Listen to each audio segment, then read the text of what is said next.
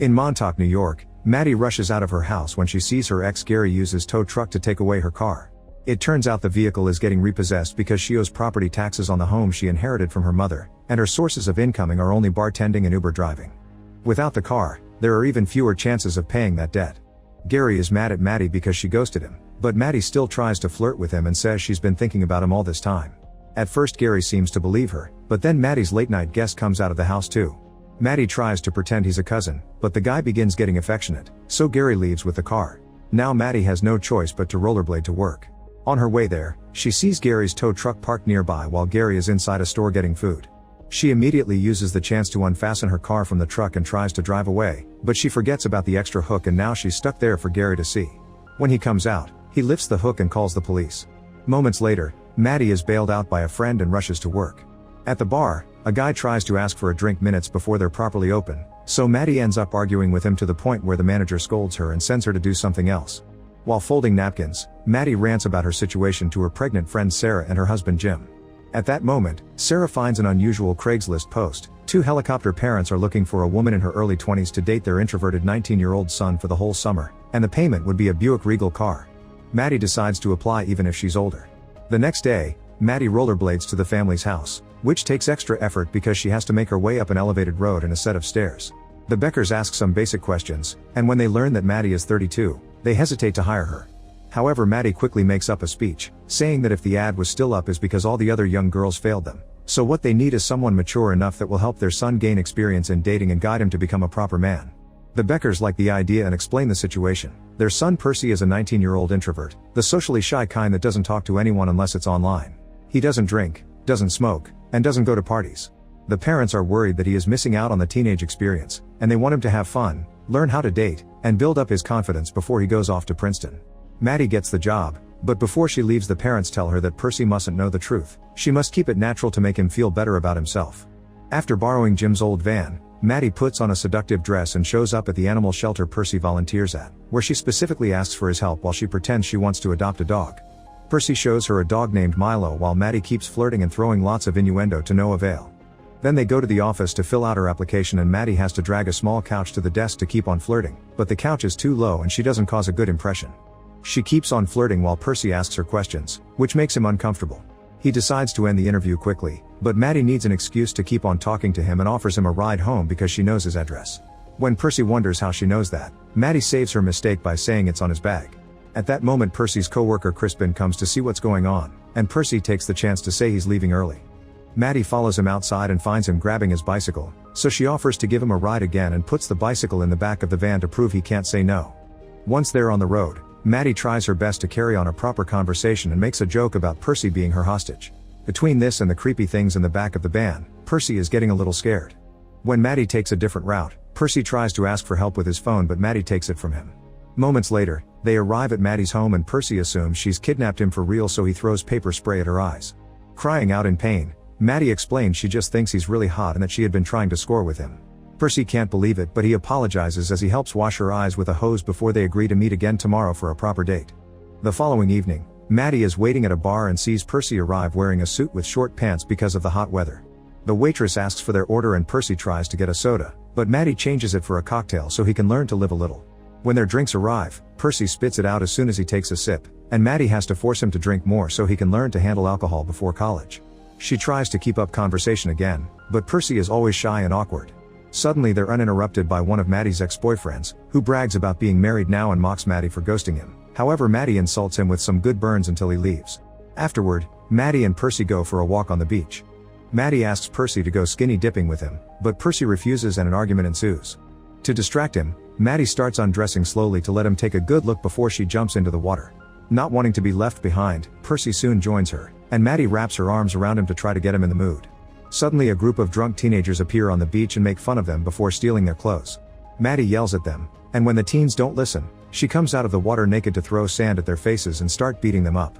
The teens defend themselves and Maddie gets kicked in her delicate area but she recovers quickly and body slams a guy, scaring the group into leaving. Then Maddie goes back to Percy, but he disapproves of Maddie's use of violence, which angers Maddie as she points out that it was self-defense and that Percy needs to learn how to stand up for himself. She also tries to get busy with him, but Percy explains he can't do it with strangers. He needs to have a connection first, especially for his first time. Annoyed and frustrated, Maddie leaves the water and dresses up before getting in the car, bringing Percy's things with her. A naked Percy follows her and demands to have his clothes and phone back, but Maddie only gives him his clothes before starting to back off. Desperate, a naked Percy jumps on the hood of her car and keeps asking for his phone, but Maddie doesn't care and begins driving with Percy still on the hood. When they make it to the road, their shenanigans get the attention of the cops, and Maddie worries about potentially losing her license. In order to lose the police, she dangerously drives past the incoming train. Afterward, the duo goes to Maddie's house, where she begins a dance for Percy. When Maddie asks Percy to hit her rear, he doesn't know how and ends up kicking her. Next, Maddie tries to dance on his lap, but Percy complains about the weight on his thigh, so Maddie switches their positions, moving him like a baby on her lap instead. Then Maddie asks again if he wants to get down to business, and when Percy begins explaining he wants to but he's too nervous because of his lack of experience, he suddenly begins feeling itchy. Maddie raises his shirt and discovers he's got a rash caused by his anxiety, but she doesn't judge. She immediately grabs some cream and helps him out. Feeling comforted, Percy opens up about how he dislikes being socially awkward because he's never made friends unless it's online or his former nanny. Maddie returns the favor and tells him how she's lived in this house her whole life to take care of her sick mom. Her dad wasn't around because he had a family in the city and her mother had only been a fling. After sharing such a sweet moment, they agree to start dating before getting intimate. The next few days, Maddie and Percy begin spending lots of time together. They walk Milo and other dogs from the shelter, play laser tag, and win lots of things at the arcade, where they tease a kid until they get kicked out. They have lots of fun together, and Percy starts becoming more comfortable around Maddie. At the arcade, he spent his tickets on a beer hat for her and also gets a finger trap that he tricks her into using with him. Maddie freaks out, but Percy is patient and teaches him how to get out of it. They start chatting and they learn more about each other, like the fact neither of them went to their proms.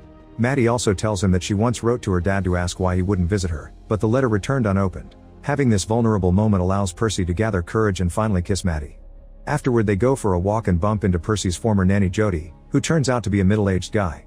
Jody notices they want a frisbee at the arcade and throws it for Percy to go pick it up. Once Percy is far from them, Jody asks what Maddie's intentions are with Percy, accusing her of wanting the family's money. Maddie says she only wants to date Percy and shuts Jody up by implying he wants the same thing. When Percy returns, Jody and Maddie just pretend to get along for his sake. Sometime later, Maddie hears someone ring the bell at her house and finds a man she doesn't recognize. It turns out they went to school together, and the guy acts as if they were super close, but Maddie barely remembers him.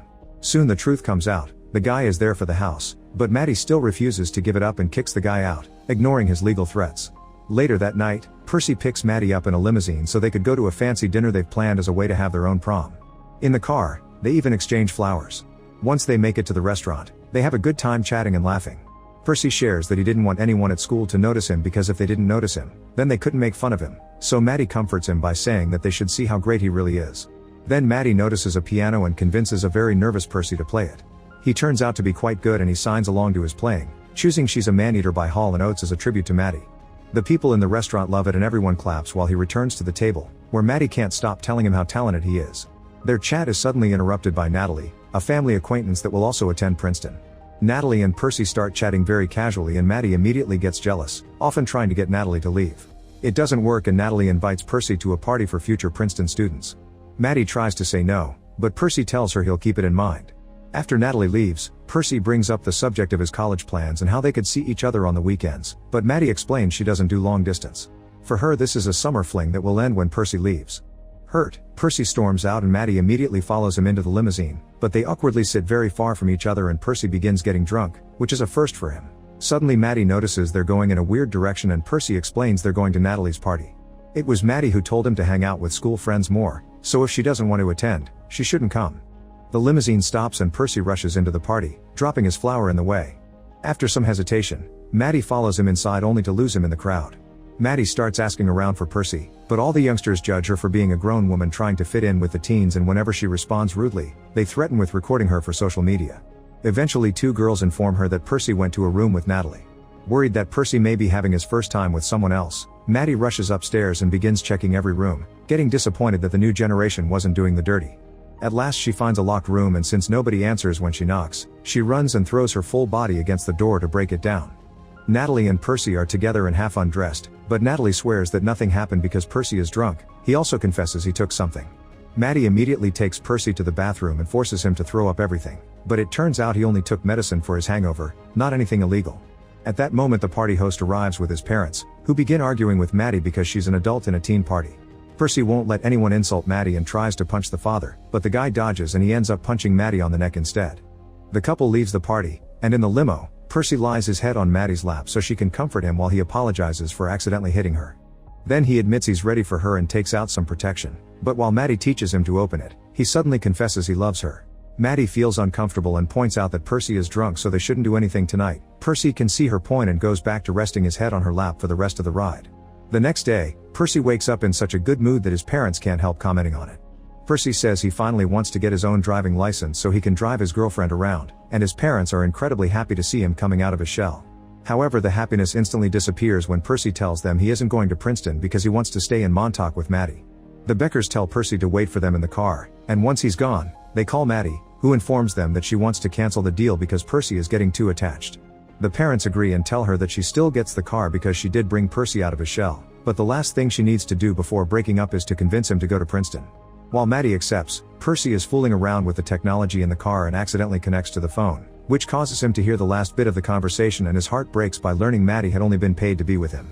After thinking about it, Percy invites Maddie to lunch without his parents' knowledge, and the Beckers are shocked when Maddie shows up at their door.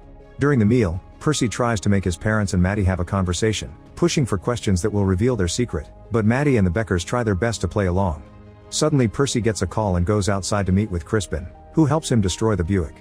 It's a very sturdy car though, and not even hitting it with a rock works, so Percy drives it into the forest to crash it against a tree. Then the tree falls on top of the car, finishing the job.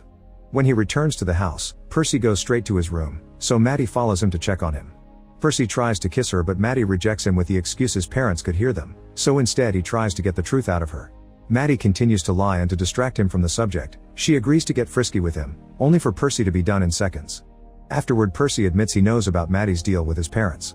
Maddie apologizes and says it was real for her, but when he ignores her pleas, Maddie gets angry. She points out he'll never understand what poor people have to do to survive, but Percy responds by saying she's wasting her life in that house waiting for her dad to apologize, causing her to leave very upset. Sometime later, Percy confronts his parents and asks them to stop doing everything for him and to let him fail or succeed on his own. The breakup is hard on him though, and he goes back to being an introvert that stays in his room playing video games. Meanwhile, Maddie still receives the damaged car, which she begins using for her Uber driving job. Clients are often wary when they see her arrive, but she forces them into the car anyway. By working hard in the bar and driving, Maddie eventually saves enough money to pay her debts. She goes out to celebrate with Sarah and Jim, who have big news: they are moving to Florida because they can't afford to buy their own place in Montauk. Maddie is shocked that they're leaving, but Sarah tells her that she's even more shocked that Maddie is staying despite how unhappy she seems to be here. To prove she's actually doing well, Maddie takes a guy home, but she suddenly finds herself trying to know him better instead of getting frisky with him because she wants a connection. The guy finds Percy's finger trap and tricks Maddie into using it, but instead of his finger, he uses his banana, so Maddie kicks him out. The next morning, Maddie finds the letter and realizes that she needs to move on. She burns the letter, fixes the car, apologizes to Gary with a hug, and then decides to sell her house, but with a catch. She also wants to apologize to Percy, but he won't answer her messages, so Maddie begins looking for him everywhere. Jody and Crispin are mad at her and won't help her, but Percy's parents tell her he'll be at the Princeton mixer. Maddie goes there and apologizes as she explains their friendship was real, but when Percy ignores her and tries to leave, Maddie jumps on top of his car's hood. Taking inspiration from her past shenanigans, Percy begins driving around with Maddie still on the hood, hitting lots of things on the way and accidentally setting Maddie's jacket on fire. Panicking, Percy drives the vehicle into the sea to put out the flames and gets out of the car to help her. Maddie takes the chance to apologize to Percy, who cries as he forgives her. The duo stays on the beach and talks about their plans for the future. Percy is going to Princeton after all, and Maddie will be moving to California. Then they agree to stay friends. Sometime later, Maddie finally sells her house, but in a way that is going to Sarah and Jim so they don't have to move and can raise their child here. Percy says goodbye to his parents and leaves the house to find Maddie offering him a ride to Princeton on her way to California. She also reveals that she's adopted Milo, and the three of them get together in the car to start a new life. Make sure to subscribe and turn on notifications so you can watch more videos like this. Thanks for watching.